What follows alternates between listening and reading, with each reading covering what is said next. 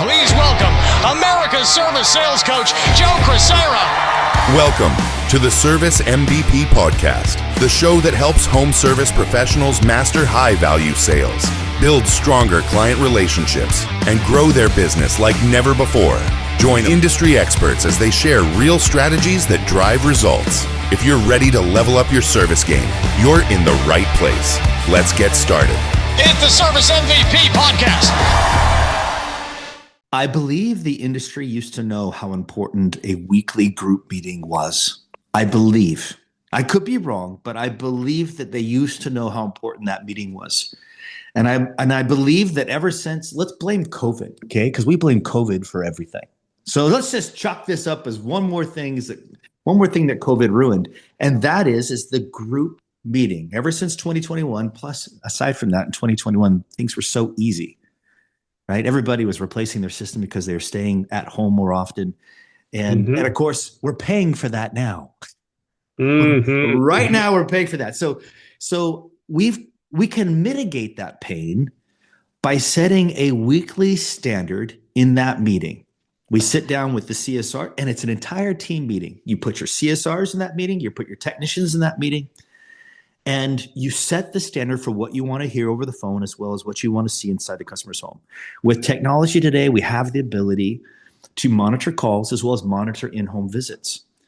Use the technology, use it to the point that it makes sense, monitor your team, make sure that they are following the standard that is set in that weekly meeting. Now listen, if you don't have that weekly meeting and you're not setting a standard, well then you cannot hold them accountable to a desired result.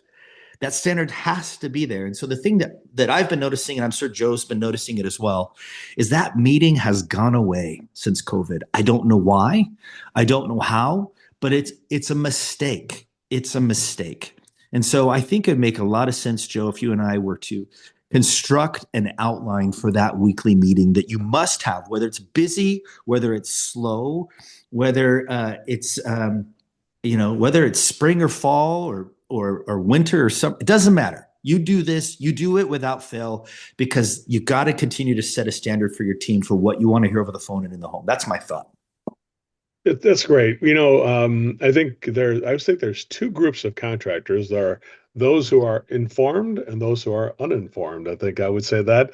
And, the uninformed contractor is never had any meeting with an agenda or put any thought into what they were going to do. And that's probably why they don't have it, because it's like it's a whole other job to do what you or I do, which is to provide the content, provide the information, and then know what we're going to try to achieve as an objective for that meeting. And so some of the people who are highly informed, they do it weekly. There's even a case to do it daily, that some people do a thing where they bring them in every day to do it. And those are the winning companies. And I think the uninformed companies are the ones that can't figure out how to get their people across the goal line. The culture, in a way, doesn't work because they're not working on it. Tell us a little bit about what does it take, all the things that would be needed if somebody were to say, hey, we're interested in doing this. What would be some of the things you would recommend that they kind of get together so that they know what they're going to hold the meeting about and what the objectives will be? And give us a little bit more on that, could you, Brigham? It's a great question. So I would have the meeting at least an hour. And if you need to wake up earlier, right? Just do it, right? If you still want to get your team out on their first call, fantastic. Have them wake up earlier. Number one, I'd spend the first 5 minutes focused on company purpose, company mission statement, set of core values. Reestablish every week the reason why you do what you do. And it's got to be more about moving boxes. It's got to be more about making money. And I find that, in fact, I told you this before we started the podcast, there was 3 companies that I did ride-alongs with in December alone. All 3 of them were doing about $5 million in revenue. None of them were doing these weekly meetings, and their teams and the owners, for that matter, were primarily focused on revenue, on making money. Okay. Chances are they're going to be at 5 million for a while, because going after the money only goes so far, right? Not everybody is going to be making millions in a company. The owner should be, for sure, but employees, they're going to make 6 figures. They're not going to be making millions. And they'll make more money if they're focused on the customer and their needs as opposed to lining their own pockets. And so there has to be a reason why, a purpose. Now, they have this on their wall, right? Joe, you and I both go into shops and we see mission statements on the wall. Great. How do we get it into the hearts and minds of contractors?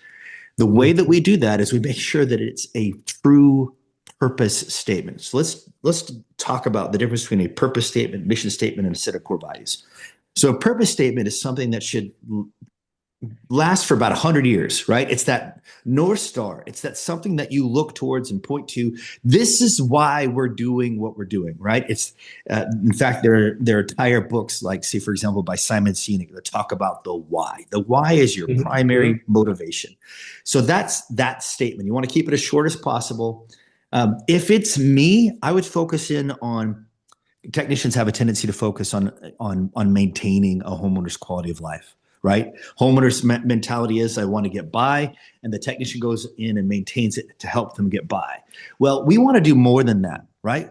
We feel that we can go into a customer's home and actually elevate their quality of life, right? We want to enhance their quality of life. So if your purpose was built around enhancing quality of life, it's a great purpose. I love that reason why, right? Where people will buy less inhalers, they don't have to use as much lotion for their skin, less chapstick, right? Because you're enhancing their quality of life. Instead of using propane to heat their house, you're using a heat pump.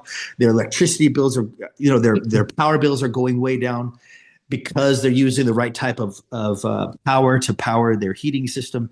We're elevating quality of life is a really strong purpose that motivates everyone, even though independent of how much money they're making, right? Even a CSR can get behind that. And so we've got to get behind the purpose. And so what's the difference between a purpose statement and your mission statement? Well, your mission is a tangible goal that you can achieve in 3 years or less. Okay, so let's say that you have a company adjacent to you. You want to beat them in 3 years or less. Okay, say for example, Nike made a goal back in the 80s to beat Reebok. It was their goal to do that. And of course, they did that back then in the 80s. And so having a very tangible goal that you can achieve in 3 years or less would be considered a mission statement, right? It's kind of like a Mission Impossible type of thing.